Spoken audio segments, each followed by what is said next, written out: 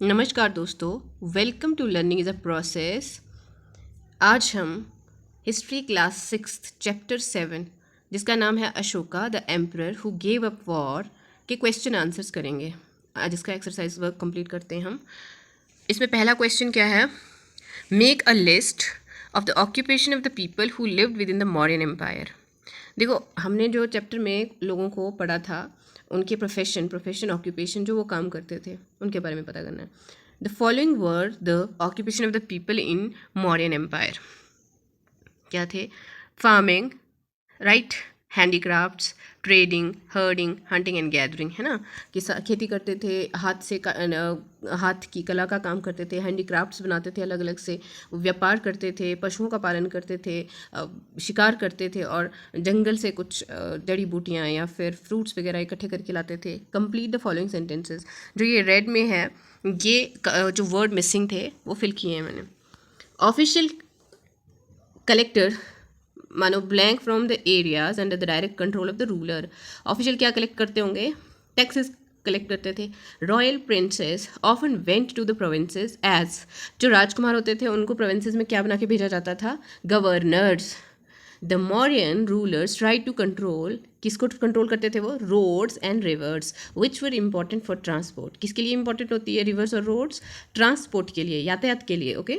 People in forested regions provided Mauryan official with elephants, timber and honey. जो जंगल में लोग रहते थे ना, वहाँ के जो ऑफिसर्स होते थे, मौर्यन के जो ऑफिसर्स वहाँ रखे गए होते थे, उनको क्या देते थे? जंगल में रहने वाले लोग हाथी पर देते थे, लकड़ी देते थे और हनी होता था जंगल में, सॉरी ये शहद होता था जो जंगल में, वहाँ से वो दिया करते थे इनको। ठीक है। स्टेट वेदर ट्रू और फॉल्स, क्या ट्रू है और क्या फॉल्स है देखना है। Ujjain was the gateway to the north east.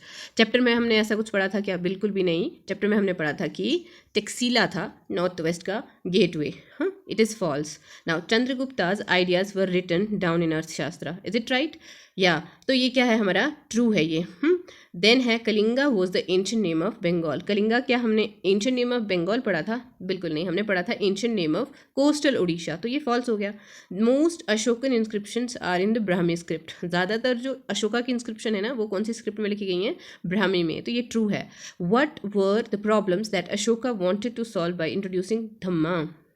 धम्मा को जोड़ के ला के वो क्या सॉल्व करना चाहते थे अशोका? ये हमने चैप्टर में पढ़ा था, जब उन्होंने क्या क्या देखा था, है ना, वो अलग अलग जो प्रॉब्लम्स देखी थी। Emperor Ashoka wanted to solve the following problems by introducing धम्मा।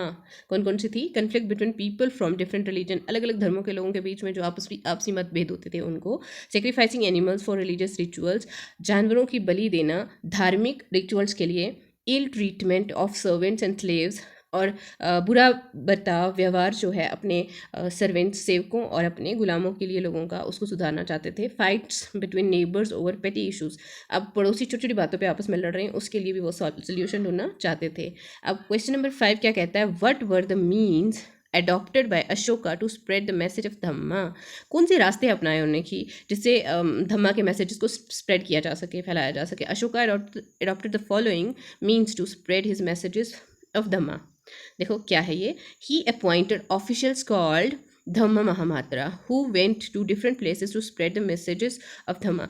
तो उन्हें क्या किया? धम्मा महामात्रा नाम के, महामाता नाम का ऑफिशियल अपॉइंट किए। उनको क्या करते थे? वो एक जगह से दूसरी जगह घूम घूम के लोगों को मैसेजेस देते थे धम्मा के। धम्मा क्या होता है? प्राकृत वर्ड है धर्म के लिए, धर्म रिलीजन नहीं, धर्म ड्यूटी का के लिए यूज़ होता है यहाँ पे। He sent messengers to Egypt and Syria with the message of Dhamma. उन्होंने क्या किया? अपने मैसेंजर्स को कहाँ भेजा? अपने संदेशवाहक या दूतों को इजिप्ट, आपने देखा होगा मैप में कहीं, इजिप्ट अफ्रीकन कंट्री है और सीरिया तो ये central Asian country, west Asian country है। And with the message of Dhamma, message of Dhamma के लिए वो वहाँ भी गए। He got his messages inscribed on pillars and rocks so that common man can read them. क्या था कि मैसेजेस वो कहाँ लिखवाते थे? या तो पिलर्स पे बड़े बड़े स्तंभ बनाते थे, उस पर लिखवाते थे गुदवा के, या फिर बड़ी बड़ी चट्टानों के ऊपर लिखवाते थे ताकि लोग आते जाते इसको पढ़ सकें। या फिर जो उनके ऑफिशियल्स होते थे, कभी लोग कलेक्ट होते हैं वहाँ पर, तो उनको इकट्ठे होकर सुना रहे हैं कि क्या लिखा गया है। Officials were directed to read out the messages inscribed on pillars, and those who could not, for to those who could not read ना। तो उन्हें ये डायरेक्शंस होती थी राजा की तरफ से, उन्हें ये ड्यूटी दी गई होती थी कि आप लोगों को, उन लोगों के लिए ये पढ़ना है मैसेजेस जिनको पढ़ना खुद से नहीं आता है। Why do you think slaves and servants were ill treated, क्यों आपको ऐसा लगता है कि क्यों करते होंगे गुलामों और जो नौकर हैं उनके साथ बुरा बर्ताव लोग। Do you think the orders of the emperor would have improve their condition, क्या आपको लगता है कि राजा के जो ऑर्डर्स थे उन्होंने उनकी कंडीशन को इम्प्रूव किया होगा। Give reasons for your answer, अपने आंसर के लिए आपको कारण देना है, ठीक है। Slaves and servants were ill treated owing to the following reason, क्या कारण थे। They were mainly prisoners of wars, ऐसा होता था कि जब युद्ध करते थे राजा लोग तो वहाँ जो लोग हार जाते थे उन्हें या तो फिर बंदी बना लिया जाता था, तो प्रिजनर ऑफ वॉर वही होते थे जो बंदी बनाए गए लोग होते थे युद्ध के दौरान। They were people from lowest social order, वो लोग लोवेस्ट सोशली, सबसे नीचे श्रेणी के लोग माने जाते थे सोसाइटी में। They did not have any rights as human, उनके कोई भी हक नहीं माने जाते थे इंसान के तौर पे, इंसान थे वो बट उनके हक नहीं माने जाते थे। There condition would have improved after the orders of emperor, because शायद उनकी जो कंडीशन थी वो इम्प्रूव हुई होगी राजा के आदेश के बाद। No one had the courage to defying the order of king, किसी के पास इतनी हिम्मत नहीं होती कि वो किसी राजा के ऑर्डर को मना कर दे या उनका उल्लंघन करे, क्योंकि सज़ा मिल सकती है कभी भी। Whatever the king said was taken as an order and was followed properly, जो भी राजा कहते थे ना उसे एक आदेश मान लिया जाता था और उसे मानना सब क्या एक रूल बन जाता था, सबको मानना ही होता था उसे। The people who disobeyed king were punished by official, अगर कोई लोग जो है राजा को नहीं मानते, उनके आदेश को नहीं मानते, तो उन्हें सज़ा मिलती थी, पनिशमेंट्स मिलते थे। Emperor was the supreme commander of the empire, उस समय जो राजा होते थे ना supreme commander of the empire होते थे। आज के समय में कौन होता है पता है, आज के समय में अगर हमारे भारत की बात करें तो हमारे यहाँ राष्ट्रपति को सुप्रीम कमांडेंट माना जाता है, तीनों फोर्सेस, चाहे वो एयरफोर्स हो, नेवी हो या फिर आर्मी हो, तो इनमें से किसी भी फोर्स का कमांडर हमारा प्रेसिडेंट ही है। अगर आप में से कोई बच्चा इनमें से किसी फोर्स में जाना चाहता है तो कमेंट में ज़रूर बताइए। Write a short paragraph explaining to Roshan why the lines are shown in our currency notes, list at least one other sub object on which you see them. देखो हमने एक पैराग्राफ हमें लिखने के लिए बोला गया है कि रोशन एक्सप्लेनिंग टू रोशन, एक्सप्लेन, अब रोशन के दिमाग में वो बच्ची है ना जो चैप्टर में, तो उसके दिमाग में क्वेश्चन है कि करेंसी नोट्स पे क्यों लाइन का पिक्चर होता है।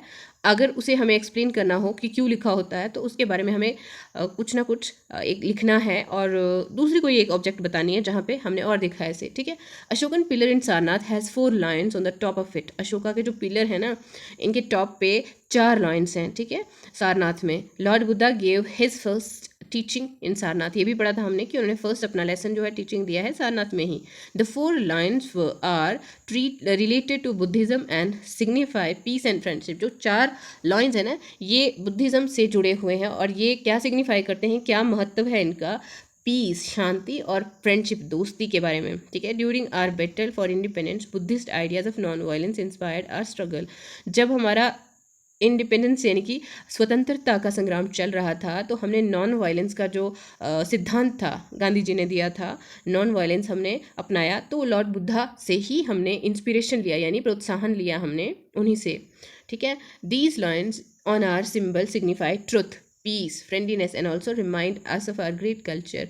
देखो ये जो लाइन्स है ये क्या सिम्बलाइज करते हैं, क्या बताते हैं हमें, ये बताते हैं कि सच्चाई हमेशा इंसान के अंदर होना ज़रूरी है, पीस शांति से रहना सीखो, फ्रेंडलीनेस आपस में प्रेम पूर्वक या दोस्ताना व्यवहार रखें, एंड ऑल्सो रिमाइंड, और ये हमें ये भी बताते हैं कि हमारा जो कल्चर था कितना रिच था, कितना अच्छा था। We can see this symbol on the emblem of supreme court of India, अगर आप सुप्रीम कोर्ट ऑफ इंडिया होगा ना वहाँ बाहर देखेंगे हम तो वहाँ ये एम्बलम का साइन बना हुआ है, ठीक है। CBI police and almost all government departments, किसी भी गवर्नमेंट डिपार्टमेंट में आप देखोगे तो ये सिंबल बना होता है, एम्बलम बना होता है। Suppose you had the power to inscribe your orders, मानो आपको एक पावर या शक्ति दे दी जाती है कि आपको अपने ऑर्डर्स को लिखना है, इंस्क्राइब करना है। What 4 commands would you like to issue, कौन सी आप 4 कमांड्स लिखेंगे। मैंने यहाँ पे जो 4 लिखी हैं ज़रूरी नहीं है यही लिखें आप लोग, जो आपको लगता है कि आप दे सकते हैं वही 4 कमांड्स आप लिखेंगे अपने आंसर में। I will love to issue these 4 commands. Students should not be punished, जो बच्चा है उसे पनिशमेंट अच्छा लगेगा क्या, पहली बात है, उन्हें पनिशमेंट नहीं देना चाहिए। There should be no discrimination on any basis, तो किसी भी बेस पे आप, डिस्क्रिमिनेशन होता है भेदभाव करना, हाँ, भेदभाव नहीं करेंगे। There should be harmony in the society, society में एक हार्मनी होना चाहिए, शांति होना चाहिए, अमन सुकून होना चाहिए। No child should be denied education. तो हमारा चैप्टर के क्वेश्चन आंसर यहीं तक थे। अभी तक के लिए इतना ही। नेक्स्ट चैप्टर के साथ हम अगली वीडियो में मिलते हैं। तब तक के लिए धन्यवाद। खुश रहिए, पढ़ते रहिए, आगे बढ़ते रहिए।